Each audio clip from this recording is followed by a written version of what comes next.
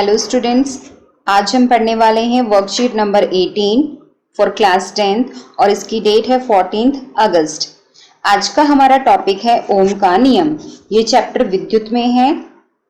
जो ओम का नियम हम पढ़ेंगे उससे पहले हम इसके बारे में जान लेते हैं। 1827 में जर्मन के एक भौतिक वैज्ञानिक थे जिनका नाम था जॉर्ज साइमन ओम।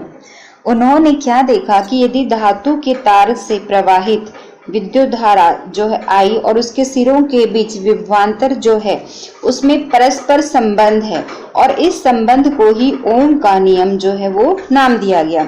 और ये उन्होंने एक्सपेरिमेंट करके बेटे ओम का नियम दिया था। इसके लिए मैंने एक वीडियो बनाई है, आप उसको देखें, उसमें आपको क्लियर हो जाएगा। तो उन्होंने ये एक्सपेरिमेंट करने के बाद कंक्लूजन निकाला जिसे हम कहते हैं ओम का नियम।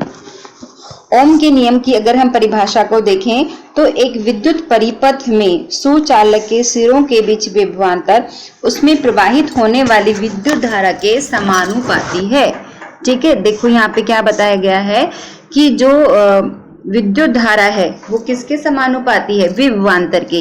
यानी कि जितना विभवांतर हम लगाएंगे उतनी ही विद्युत धारा उसमें से प्रवाहित होनी चाहिए और बाकी परिस्थितियां इसमें समान रखनी है। स्पेशली जो टेम्परेचर है, जो तापमान है, जब हम इसकी परिभाषा लिखेंगे तो आपको स्थिर तापमान शब्द जरूर यूज करना है।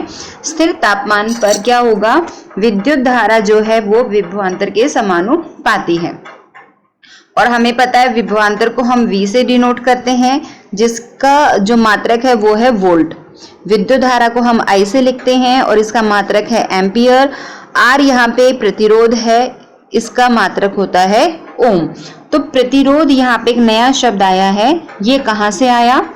वो आप यहाँ पे देख रहे हो कि V बराबर I। यहाँ पे एक बार दोबारा मैं बता रही हूँ, जो V है यानी कि विभवांतर वो I के समानुपाती है। तो यहाँ पे समानुपाती का चिन्ह लगा हुआ है। जब हम इस समानुपाती के चिन्ह को हटाकर बराबर का चिन्ह लगाते हैं तो हमें एक स्थिरांक का मान यहाँ पर देना पड़ता है और वो है इस कंडीशन में R, जिसे हम प्रतिरोध कहते हैं। तो इसके लिए आप प्रतिरोध वाली वीडियो देखो, उसमें आपको क्लियर हो जाएगा। वहां पे मैंने पूरा इसको डिटेल में एक्सप्लेन किया हुआ है। तो ये हम यहाँ पे कंक्लूजन देख रहे हैं। ठीक है, तो ये आप देखोगे V बराबर I, R हमारा फॉर्मूला बन गया। क्या फॉर्मूला बना? V बराबर I R। एक फॉर्मूला ये बन गया V बराबर I R। इसी फॉर्मूले को अगर हम चेंज करें, हमें I का मान निकालना है यानी कि हमें विद्युत धारा निकालनी है। तो जो R यहाँ पे गुना में था इस तरफ जाके वो क्या हो जाएगा? भाग हो जाएगा और हमारा फॉर्मूला बन जाएगा V बटे में R। तो इससे हमें क्या पता लगता है कि जो विद्युत धारा है वो प्रतिरोध, यहाँ पे आप इसको V बटे R ऐसे लिख सकते हो। तो विद्युत धारा जो है वो V के समानुपाती है और प्रतिरोध के व्युत्क्रमानुपाती है।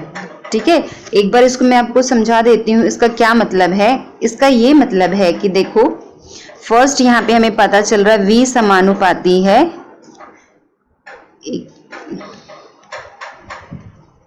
यहाँ पे हम देखेंगे जो I है वो विद्युत धारा विभवांतर के समानुपाती है। यदि आप विभवांतर को बढ़ाओगे तो विद्युत धारा का मान भी बढ़ जाएगा। यदि आप विभवांतर को कम करोगे तो विद्युत धारा का मान भी कम हो जाएगा। इसका मतलब ये समानुपाती है। और व्युत्क्रमानुपाती क्या होता है वो भी हम समझ लेते हैं। जो विद्युत धारा है वो 1 बटे R यानी प्रतिरोध के व्युत्क्रमानुपाती। ये संबंध आप देख रहे हो।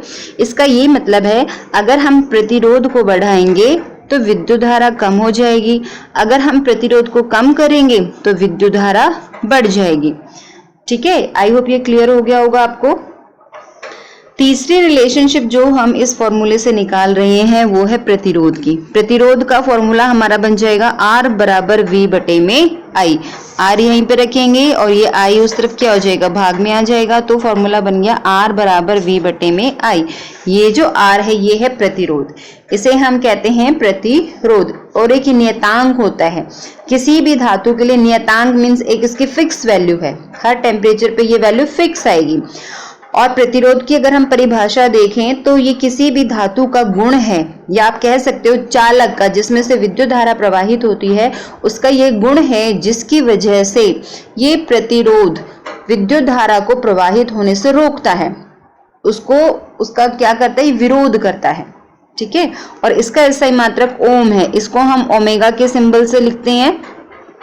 अब अगर हम 1 ओम की परिभाषा देखें तो क्या होगा, जब हमने दो बिंदुओं के बीच, किसी चालक के दो बिंदुओं के बीच 1 वोल्ट विभवांतर लगाया और उसमें से 1 एम्पियर विद्युत धारा प्रवाहित अगर हो रही है तो उसमें जो प्रतिरोध होगा वो 1 ओम के बराबर होगा। ये इसकी परिभाषा है। इसके अलावा यहाँ पे ग्राफ बताया गया है निक्रोम तार के लिए VI ग्राफ। ये जो ग्राफ है ये ओम ने अपने एक्सपेरिमेंट के बेसिस पे दिया था। यहाँ पर एक तरफ हमने धारा रखा हुआ है और एक तरफ विभवांतर। अब यहाँ पे आप देखोगे कि जब हम विद्युत धारा और विभवांतर के बीच में ग्राफ बनाते हैं तो वो एक सीधी सरल रेखा आ रहा है जो कि मूल बिंदु से होकर गुजर रही है, यानी कि जो 0 पॉइंट है ये मूल बिंदु यहाँ से गुजर रही है। ये ऐसे नहीं गई, ये भी सीधी सरल रेखा है, ये भी सीधी सरल रेखा है, पर ये मूल बिंदु से नहीं जा रही है। ठीक है, तो यहाँ पर ओम ने क्या निष्कर्ष निकाला कि मूल बिंदु से जा रही है। और जब भी ऐसा ग्राफ बनता है इसका मतलब जो दो इकाई हमने ली हैं वो एक दूसरे के समानुपाती हैं। तो इस ग्राफ के बेसिस पे ही उन्होंने निष्कर्ष निकाला था कि V जो है वो I के समानुपाती है। क्लियर, ये ओम का नियम है। अब जो वायर उन्होंने यूज किया था वो किया था निक्रोम का वायर। आपने हीटर देखा होगा, उसके अंदर जो कॉइल होती है जब हम उसे जलाते रेड हॉट हो जाती है, एकदम लाल रंग से वो एकदम गर्म हो जाती है, तो वो निक्रोम वायर का बना हुआ होता है। और ये जो निक्रोम है ये बना होता है निकल, क्रोमियम, मैग्नीज और आयरन, 4 धातुओं से मिलकर ये बना है और इसे हम कहते हैं मिश्र धातु। तो ये क्वेश्चन एग्जाम में पूछ लेते हैं कि निक्रोम मिश्र धातु किस धातु से मिलकर बना है। तो आप याद रखना निकल, क्रोमियम, मैग्नीज और आयरन। एक्चुअल में बेटे इसको इंग्लिश में हम ऐसे लिखते हैं निक्रोम। ठीक है, निक्रोम। तो इसमें Ni फॉर निकल हमने लिया है, CHROM आप यहाँ पे लिख सकते हो, CHR से क्रोमियम और Mn से आप मैग्नीज लगा सकते हो और एक आयरन आपको एक्स्ट्रा लर्न करना पड़ेगा। तो इन 4 धातुओं से मिलकर ये बना हुआ है। चलो अब हम क्वेश्चन आंसर देख लेते हैं। सबसे फर्स्ट क्वेश्चन, ओम का नियम बताइए, I, V और R के बीच क्या संबंध है, V और I के बीच ग्राफ खींचिए। तो यहाँ पर इसके ऊपर आंसर दिए हुए हैं। यहाँ पर आप देखो ये ओम का नियम है, यहाँ से यहाँ तक इसकी परिभाषा है। फिर संबंध पूछा गया है VIR में, तो आप ये वाला संबंध यहाँ पे लिखेंगे और ग्राफ जब बनाएंगे तो ये वाला ग्राफ बनाएंगे। तो ये हमारा आंसर नंबर 1 है। क्वेश्चन नंबर 2, मान लीजिए यदि विभवांतर समान रखते हुए एक विद्युत परिपथ का प्रतिरोध बढ़ा दिया जाए तो बताइए कि विद्युत धारा का क्या होगा। देखो अभी हमने ये पढ़ा था रिलेशनशिप, हम क्या कर रहे हैं, विभवांतर में कोई चेंज नहीं है, प्रतिरोध को बढ़ा दिया। ठीक है, तो अभी हमने यहाँ पे रिलेशनशिप देखी थी, प्रतिरोध को हमने बढ़ा दिया, प्रतिरोध को क्या किया हमने, बढ़ा दिया है। तो अब पूछा है कि विद्युत धारा का क्या होगा। तो आप देखोगे ये व्युत्क्रमानुपाती, अगर हम प्रतिरोध को बढ़ा देंगे तो विद्युत धारा कम हो जाएगी।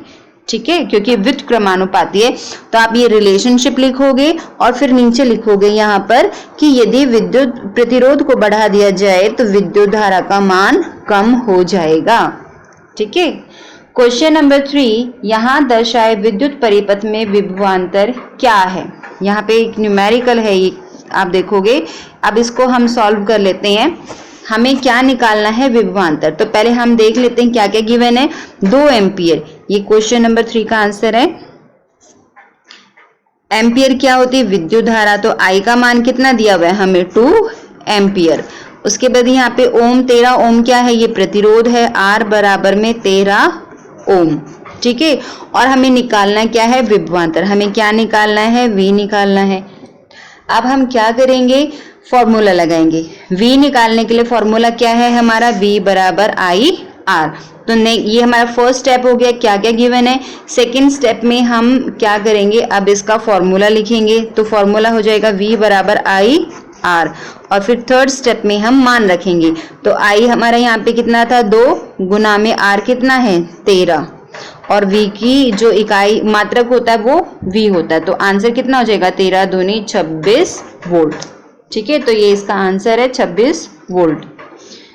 नेक्स्ट क्वेश्चन नंबर 4, यदि 5 ओम प्रतिरोध में ठीक है, यहाँ पे क्वेश्चन देखो आप, क्वेश्चन नंबर 4 में हमें क्या दिया गया, प्रतिरोध यानी R का मान दिया गया है 5 ओम।